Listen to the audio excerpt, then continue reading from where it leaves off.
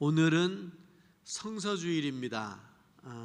매년 12월 둘째 주일을 성서주일로 정하고 성경의 말씀 이거에 대한 기념하는 그런 주일로 지킵니다. 이 성서주일은 성도들의 신앙과 생활의 유일한 기준, 표준이 되어지는 하나님의 말씀, 이 말씀을 하나님의 영감으로 기록되어진 이 말씀, 하나님께서 우리에게 계시로 보여주신 이 말씀이 얼마나 중요한가 이미 우리가 다 알지만 그래도 1년에 한 번씩 이렇게 기념해서 성서주일로 지키게 됩니다. 우리말로 성서라고 이렇게 부르고 또 영어로는 바이블이라고 부르는데, 바이블은 비블리오스라고 하는 단어에서 온 뜻이죠. 중동 지역의 갈대, 왕골을 이렇게 엮어서 이거를 짓눌러 가지고 종이로 만들어서 그렇게 해서 거기에다가 하나님의 말씀을 썼다. 그래가지고 비블리오스, 바이블 이렇게 쓴 거예요. 그리고 그 왕고를 애굽 지역에서 또 파피루스라고도 부르고, 파피루스라고 하는 단어가 페이퍼라고 하는 영어 단어로 이렇게 바뀌어요. 페이퍼가 종이잖아요. 종이. 이 종이에 하나님의 말씀이 기록되어졌다고 하는 그런 의미로 파피루스, 또 그 종이에다가 쓰기도 하고, 양의 가죽을 잘 말리고 피고 작업을 많이 하면 글을 쓸 수 있게 그렇게 된답니다. 그걸 양의 가죽, 양피지에다가 하나님의 말씀을 기록하고 그랬죠. 파피루스에다가 기록하면 그래도 보관이 나름대로 잘 되는데 습도에 약해요. 그런데 양피지에 기록하면 오랫동안 보관이 되지요. 구약 성경의 많은 부분들이 양피지에 기록되어졌던 것들이 쿰란 동굴이나 이런 곳에서 이렇게 발굴이 되어지고, 그걸 보면 2000년 전이나 4000년 전이나 하나님의 말씀이 틀림없이 똑같이 이렇게 기록되어진 것을 우리가 확인하게 되지 않겠습니까? 하나님의 말씀을 헬라어로 로고스라고도 이야기해요. 로고스, 그것은 하나님의 말씀이라는 그런 뜻이에요. 말씀이라는 그런 뜻이에요. 그런데 또 말씀을 또 다른 말로 레마라고도 해요. 레마. 이 레마는 뭐냐면 똑같은 하나님의 말씀인데 이 로고스로서의 하나님의 말씀이 우리에게 들려지잖아요. 들려져서 기억나고 깨닫게 되어지고 그 깨달은 대로 살게 되어진 말씀, 그 말씀을 레마라고 이렇게 이야기해요. 그러니까 책에 기록되어져 있는 글자는 로고스라고 부른다면 이 말씀이 내 삶을 주관하고 내 삶을 변화시키면 그것은 레마가 되는 거예요. 여러분, 성경을 많이 읽으시고 읽은 그 성경이 여러분에게 레마로 함께 하실 수 있기를 바랍니다. 뿐만 아니라 성경은 캐논이라고 이렇게도 불렀어요. 캐논은 어떤 뜻이냐면 여러분 줄자도 있고 막대자도 있고 삼각자도 있고 여러 가지 자가 있잖아요. 이 자를 캐논이라고 그렇게 불렀어요. 그러면 자는 뭐예요? 이 자가 굉장히 중요해요. 눈금마다 정확하게 나누어져 있어서 1cm든지 1m든지 우리는 미터법을 쓰니까 이렇게 우리가 기준을 잡아주는 기준이 필요하잖아요. 길이를 잴 때도 어떤 사람은, 무게를 잴 때도 어떤 사람은, 부피를 잴 때도 어떤 사람은 이렇고 저렇고 바뀌면 세상이 얼마나 혼란스럽겠어요. 누구 맘대로? 누구 맘대로?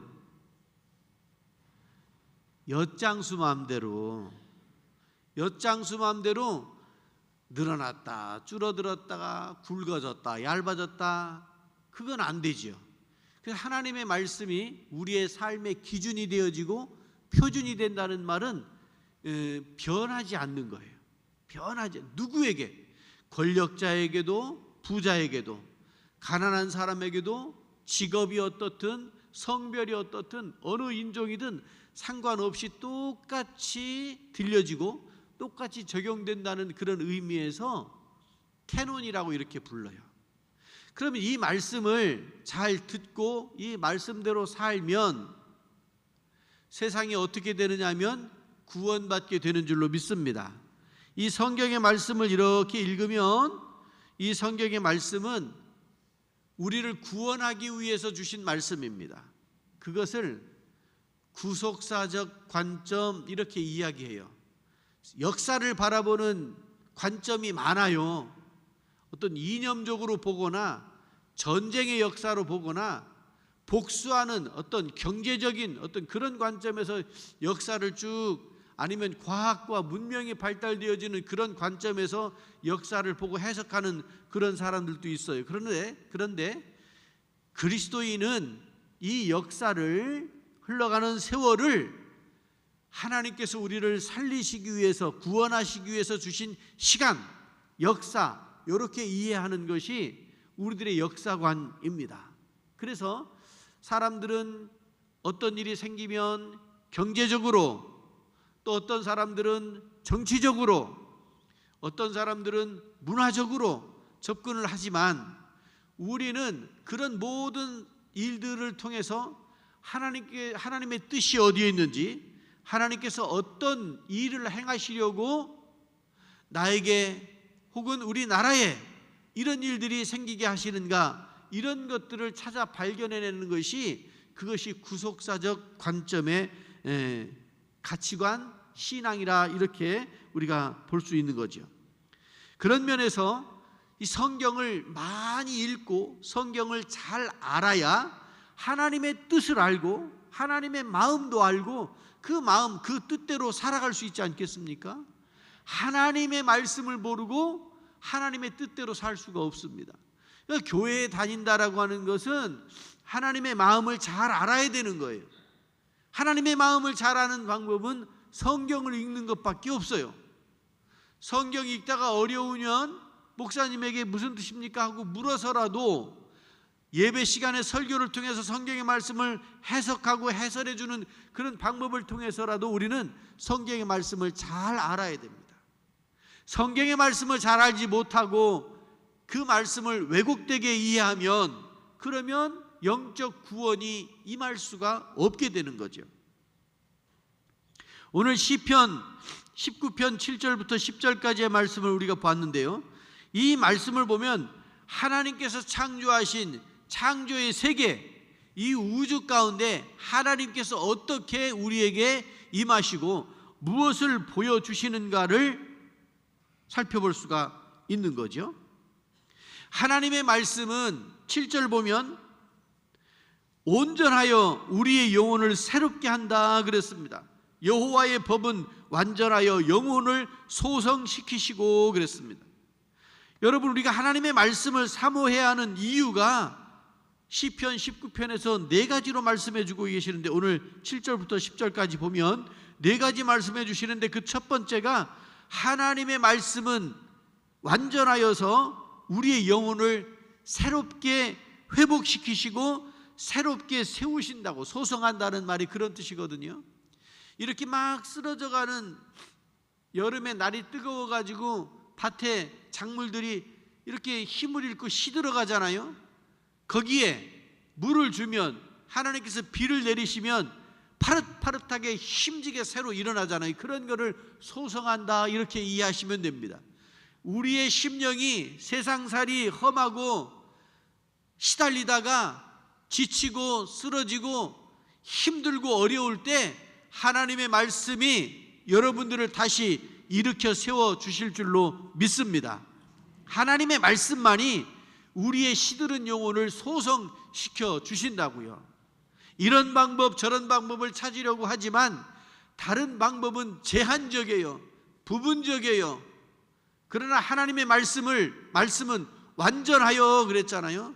그래서 그 말씀으로 돌아갈 때 우리가 온전히 세워지게 되는 줄로 믿습니다. 그래서 이 말씀은 우리에게 생명을 주신다고 그랬잖아요. 오늘 말씀의 제목이 순금보다 더 사모할 말씀 그랬잖아요. 순금 어때요? 여러분 좀 집에 골드바가 좀 있으신가요? 이따마는 골드바가 좀 있으신가요?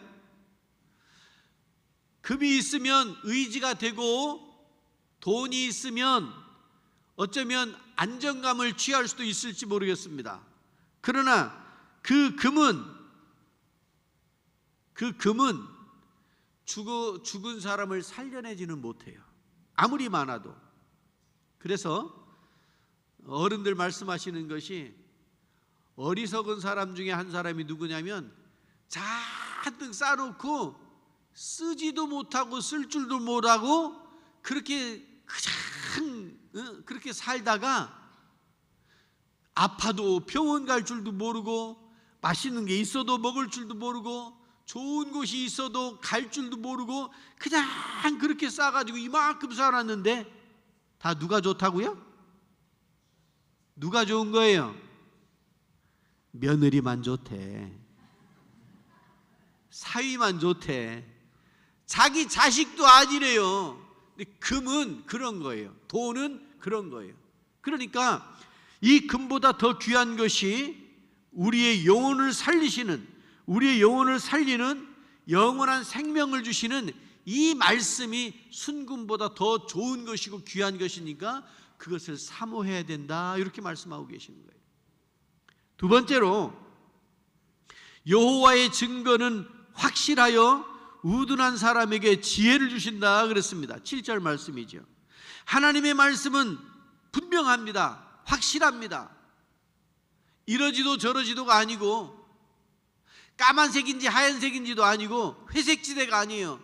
하나님의 말씀은 분명하고 확실하고 명료하고 명확한 겁니다. 그리스도인의 삶이라고 하는 것이 바로 그런 거예요. 분명한 우리의 삶의 입장, 태도가 있는 거 아니겠습니까? 그러한 확실한 하나님의 말씀이 우둔한 사람들을 지혜롭게 한다 그랬습니다.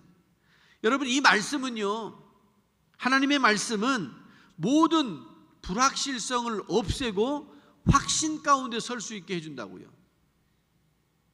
이리 갈까 저리 갈까, 차라리 돌아갈까? 그건 유행가 노래 가사에서 나오는 거고요. 성경의 말씀은 이리 갈까 저리 갈까 되돌아갈까는 더더군다나 아니고 분명하게 방향성을 제시해 주시는 거예요. 오늘날 우리가 왜 불안하냐면 어디로 튈지 모르는 거예요. 세상을 보면 럭비공 같잖아요. 어디로 튈지 모르는 거예요.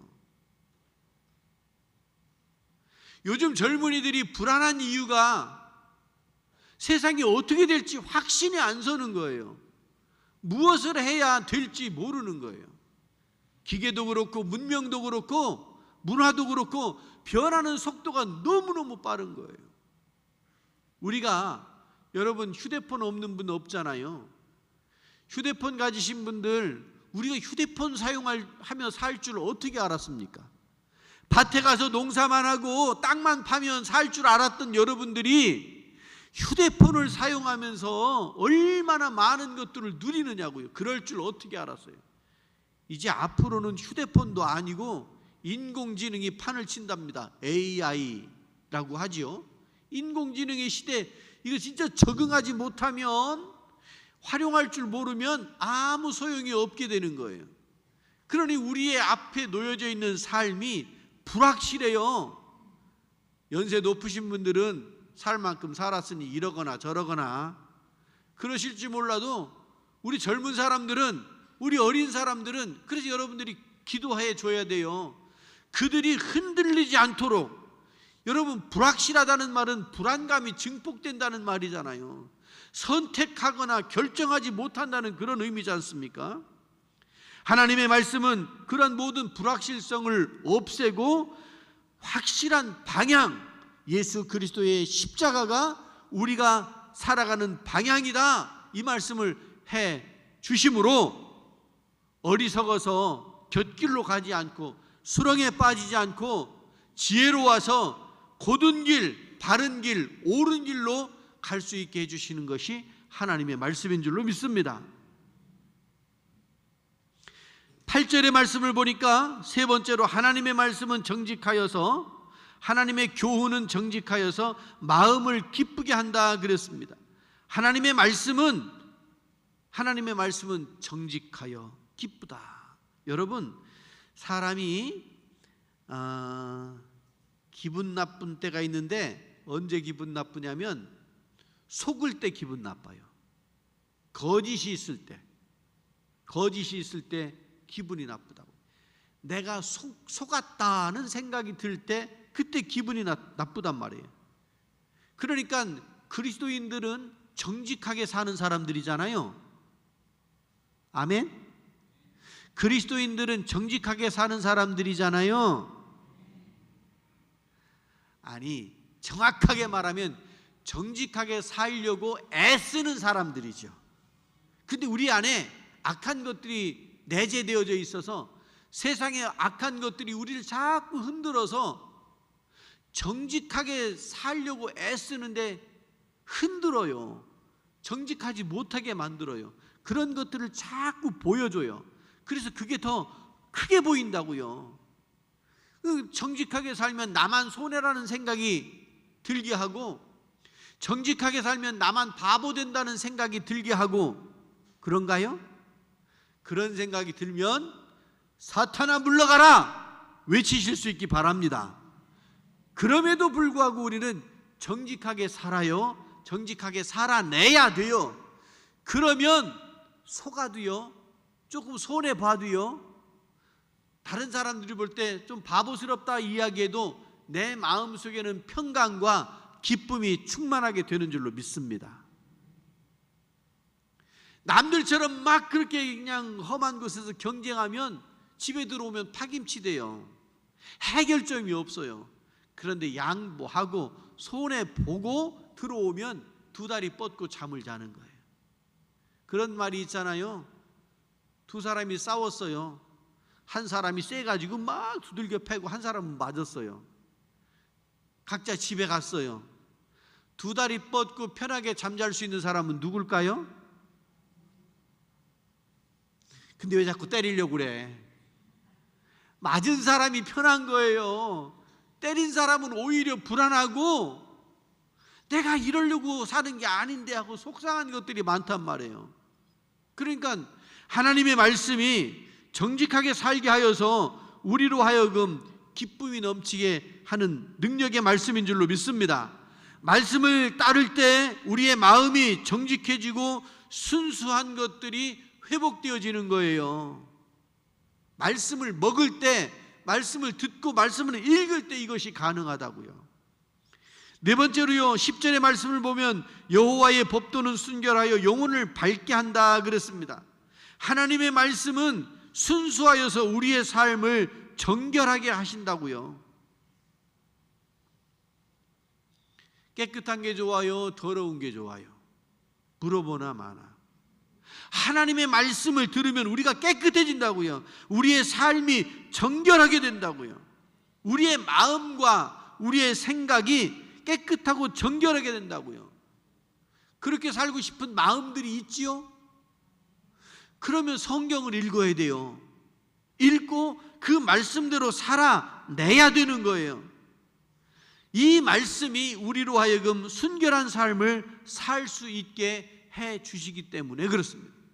그래서 살다가 어떤 일이 겪을 때 하나님의 말씀이 생각이 나야 돼요. 하나님의 말씀이, 살아있는 하나님의 말씀이 툭 튀어나와 가지고 우리의 마음을 붙들어 줘야 돼요. 속상할 때 많지요. 내 마음대로 안 될 때도 많지요. 그럴 때 하나님의 말씀이 우리를 붙들어서 흔들리지 않도록 정직하게 살기도 하고 기쁨이 충만하게도 하시고, 그 말씀이 우리로 하여금 영혼을 순결하고 영혼을 밝게 만들어 주신다, 이렇게 말씀하시잖아요. 하나님의 말씀은 우리의 영혼을 새롭게 하고 우리를 지혜롭게 하고 우리의 마음에 기쁨을 주시고 우리의 삶을 정결하게 만들어 주시는 줄로 믿습니다. 살아있는 능력의 말씀, 이 말씀, 그래서 여러분들은 하나님의 말씀, 말씀의 사람들이 되시기를 주님의 이름으로 축원합니다. 기도하겠습니다. 자비하신 하나님 아버지, 여호와의 율법은 완전하여 영혼을 소성케 한다고 그랬고, 지혜롭게 한다고 그랬고, 기쁘게 한다고 그랬고, 눈을 밝게 하며 영원까지 이르게 하고 의롭고 송이꿀보다 달다고 말씀하였는데, 이 말씀을 외면하지 아니하고 이 말씀을 우리의 마음에 새기는 복되고 거룩한 심령들이 다 되게 하여 주시옵시고, 하나님의 말씀, 이 생명의 말씀을 붙들고 살아가는 저희들 되게 하여 주시옵소서. 예수님 이름으로 기도드리옵나이다. 아멘.